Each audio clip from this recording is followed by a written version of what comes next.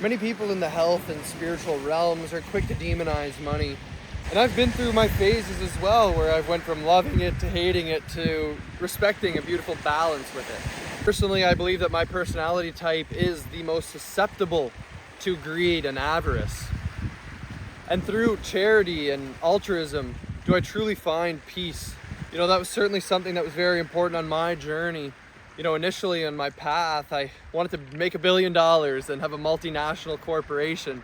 I was in school to become a dental surgeon, and that path certainly shifted as I started to realize that I was not passionate about that. But I was really lost, and I was holding on to this materialistic construct of reality, and I was lost in, the first year university lifestyle and the designer clothes and the fancy cars and all of this. Money is a very powerful tool, and if you look at it as a tool, it's something that can be very helpful to acquire, right? Because it is a form of energy. It's very true that money can afford you a certain type of lifestyle and can afford you to be able to accomplish a very vast amount of things as an individual. Now, it's certainly not of the mindset that you should waste your life away trying to make $1, because that's the real problem that I have with money. But when you're working on something that you're so passionate about that you can't sleep, that you can't eat, that you can't do anything but focus on it, you're not wasting your life away, right? It's a pursuit of meaning, but you cannot find meaning in the goal. You cannot find meaning in the money, in the end game. You have to find meaning on the journey. He who likes walking will always walk further than he who loves the destination. And fundamentally, this is one of the most important things that helped me on my journey. But there is this hatred towards money in the spiritual community, and that we should all just go live in little tribes down in the islands, right? And I don't think that this is the answer. I went through my time where I wanted to move out into the cabin in the woods and not interact with society whatsoever and produce all of my own food and hunt and to not be bothered by anyone.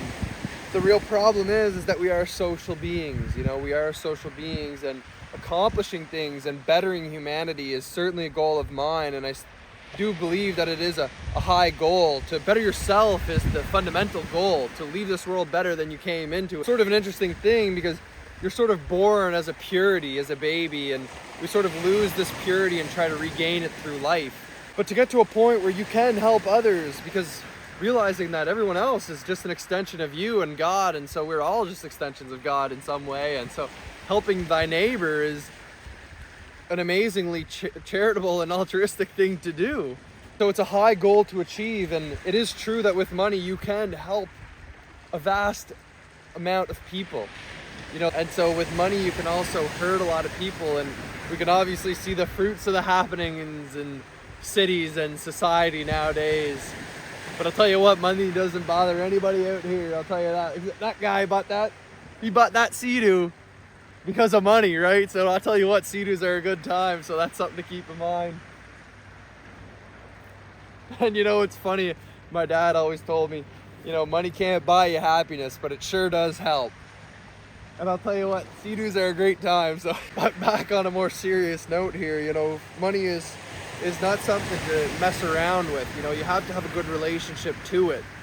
And you have to have your priorities straight, right? Because of course you can't take money with you, but it can help you develop a legacy and perhaps leave something nice behind, and taking care of your family and those around you. And even taking care of your families for generations to come is another great goal as well to have.